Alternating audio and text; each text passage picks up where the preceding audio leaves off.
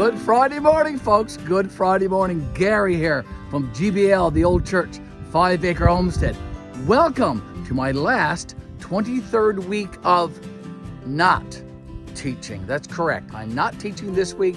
I'm at home. My doctor's orders is to stay home and rest my left hip.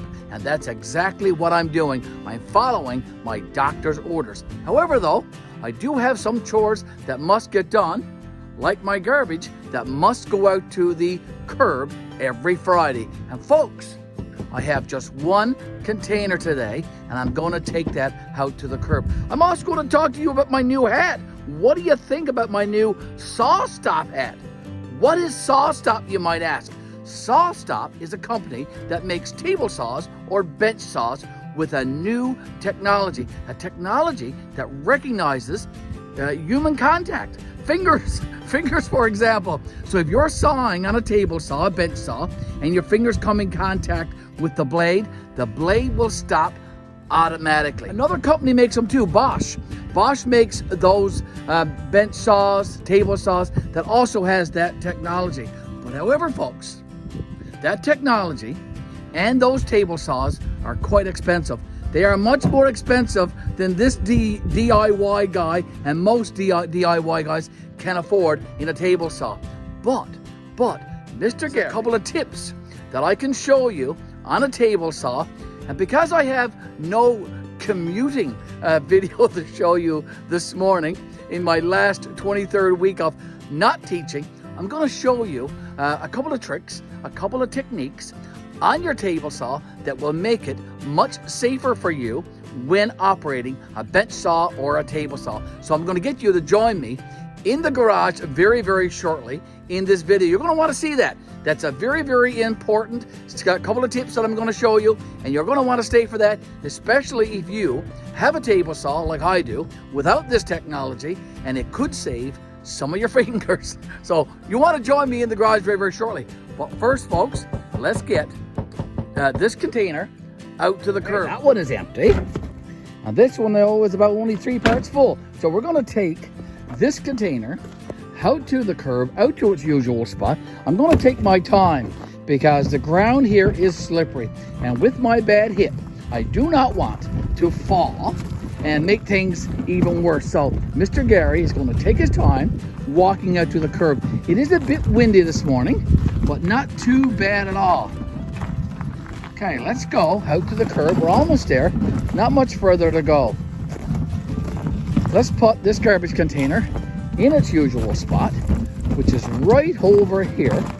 And that will make it so much easier for Mr. Garbage Man to come by and take the contents out of that container. It's around 10 a.m. here now on February the 17th.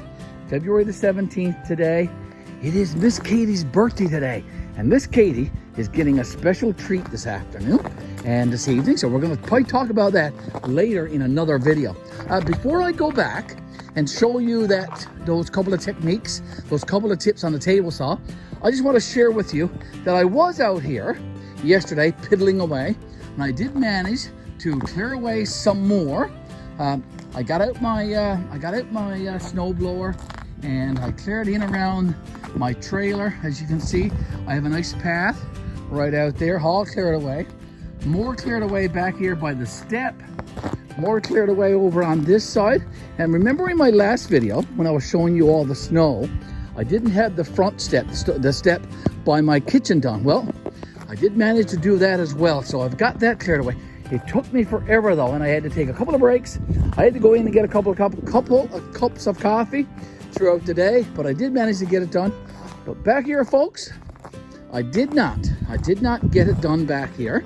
As you can see, not done back here yet. So hopefully throughout the day, I'll be able to get this done, take my time, and get this done back here by the side entrance to my garage and out toward the outdoor kitchen and the greenhouse. So God willing, I'll get that cleared away. But now, let's get inside the garage. I'm hoping that I don't have this door locked, that I can actually open this door from the outside. I normally have them locked, but I'm crossing my fingers that I have this one unlocked. And if I don't, well, I may have this one over here unlocked, because my garage does have 2 garage doors.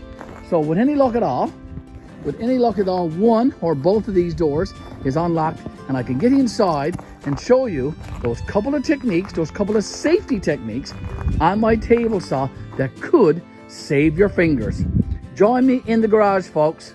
Fingers crossed. Pardon the pun. Here's my table saw, folks, and this table saw does not have that SawStop, that technology for recognizing human flesh or fingers. So I'm going to demonstrate a few safety tips using my table saw this morning. Now, first things first, I have a table set up next to my table saw. Here's safety tip number 1. You should never use your table saw for laying out and doing some prep work for whatever you're cutting. You need to have a separate table for doing all your layout work. And I have a piece of scrap 1x3 here. I have my safety glasses, I have a measuring tape, and I have my carpenter pencil. Now, why should I not use my table saw? Well, if you have your table saw plugged in, you could accidentally strike the start button. And if you're laying out work and you got your hands on the saw and you're doing some prep work, you could, as I said, accidentally touch the trigger, touch the start button, and get the saw going, and you could hurt yourself that way. So it's best that you do all prep work over to the side on a separate table. That's tip number 1. Tip number 2 is, whenever you're done with your table saw, you make sure that you put your blade down inside the saw. And I make sure I do that all the time. Put your saw blade down. That's a great tip, because if you leave it up at any amount, it exposes the teeth on your blade, and they could get damaged from lots of different things around your shop. You could throw something on your saw top. Something could accidentally fall on there and chip away some of the teeth on your saw blade. And these saw blades, folks, are quite expensive. So it is a great safety tip to always put the blade down. Okay, so it's also good that you could probably end up injuring yourself if you're working around your saw and your hand goes accidentally across the saw blade. You can leave it up, and as I said, the teeth on these blades are quite sharp, so you could cut yourself that way. So that's tip number 2. Keep your blade down in your saw. Here's tip number 3. Now, I'm going to be sawing a piece of 1x3. In fact, it is 3/4 inches thick. So I'm going to bring up my blade from down in its hiding spot. Get it up there, Mr. Garry. And I'm only going to bring that blade up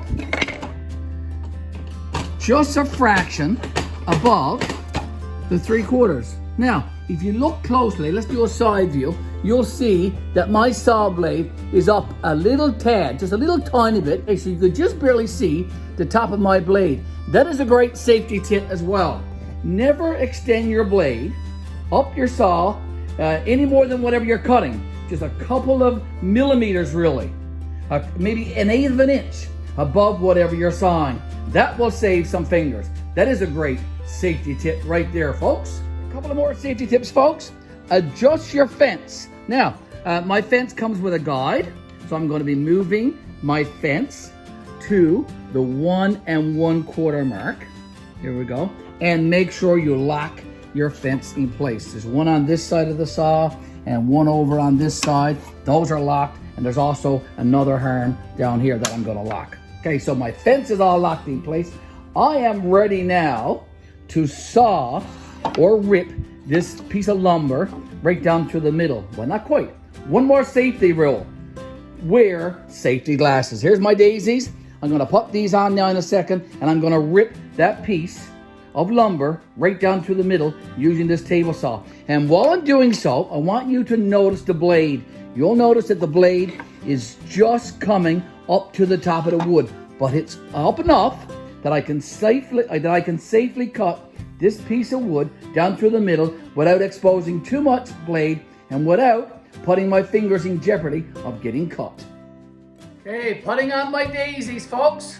Time to start up this saw.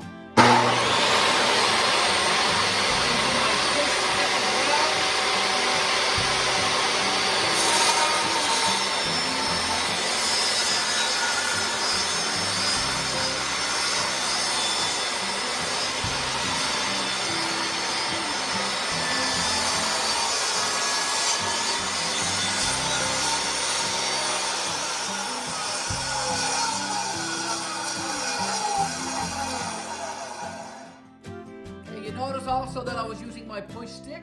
Now the blade has come to a stop, but I'm going to still use my push stick to take the two pieces out of the saw. There you go.